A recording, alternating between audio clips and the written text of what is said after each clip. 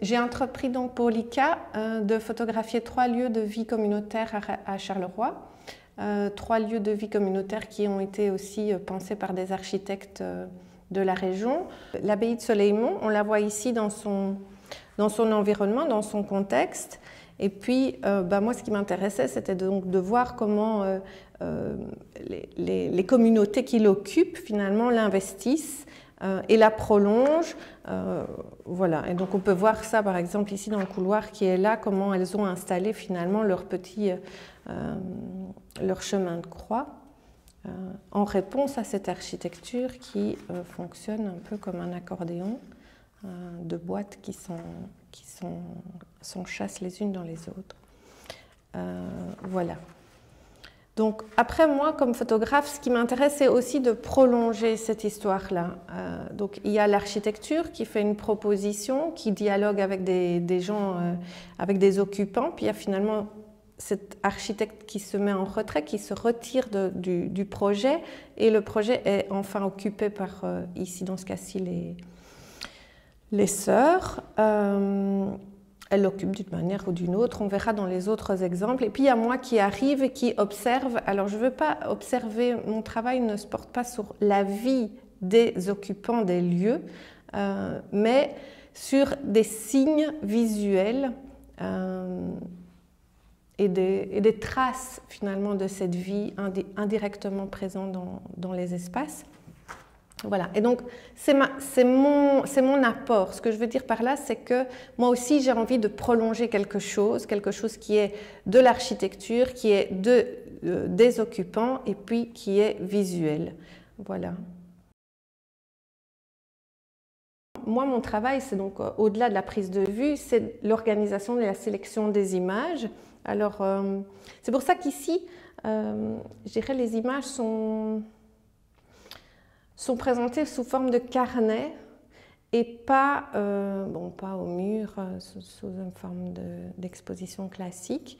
Mais les carnets représentent en fait des idées que m'évoque le lieu pendant que je fais la prise de vue, mais aussi pendant que je regarde les images que j'ai réalisées.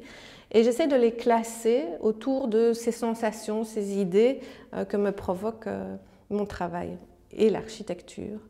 Voilà. Et donc, finalement, je rassemble les images par sous-ensemble et j'essaie de nommer ces sous-ensembles. Alors ça, c'est un travail qui est très difficile parce que pour rester dans la logique de prolongement, enfin, la façon de nommer doit apporter quelque chose de complémentaire ou de supplémentaire encore. Donc, si je commence par nommer les choses très simplement, si on va prendre ici les salles communes ou les salles où il y a des chaises, tout simplement.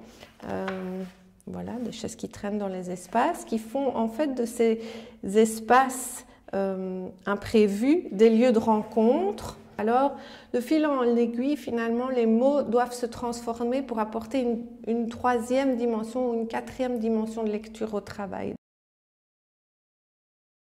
Les occupants s'approprient le lieu par la couleur, mais moi, je n'ai pas envie de souligner plus que ça. En tout cas, c'est pour ça que c'est cette distance-là, cette façon, parce que de s'approprier, on pourrait aussi critiquer, en fait, on pourrait aussi dire, ouais, bon, ils ont vidé les pots de peinture et tout.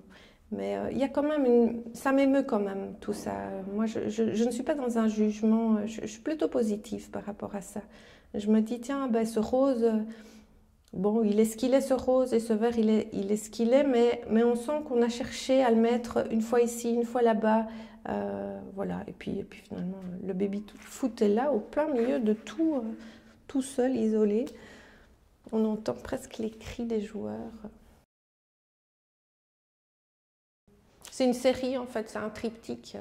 Il y en a 2 ici, il y en a un qui est là. Bon, ça, c'est l'espace qui a un peu décidé de la disposition, mais ils ont été pensés comme donc, un représentant de chaque lieu qui a été photographié. Et c'est pour moi, par rapport au titre de l'exposition, qui est lieu commun, en fait, Ce sont les lieux communs principaux dans les 3 espaces que j'ai photographiés.